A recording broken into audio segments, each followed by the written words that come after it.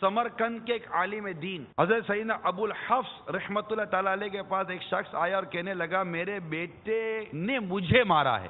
انہوں نے حیرت سے پوچھا کیا بیٹا بھی باپ کو مارتا ہے؟ اس نے کہا جی ہاں ایسا ہی ہے۔ حضرت سیدنا ابو حفص رحمت اللہ تعالی علیہ نے دریافت کیا کیا آپ نے اس سے دینی علم و ادب سکھایا ہے؟ اس شخص نے انکار کیا کہ ایسا تو نہیں کر سکا میں۔ پوچھا قرآن کریم سکھایا؟ اس نے کہا نہیں۔ پھر پوچھا تو وہ کیا کرتا ہے؟ بتایا کھیتی باڑی کرتا ہے۔ ارشاد فرمایا جانتے ہیں کہ اس نے آپ کو کیوں مارا ہے؟ کہا نہیں۔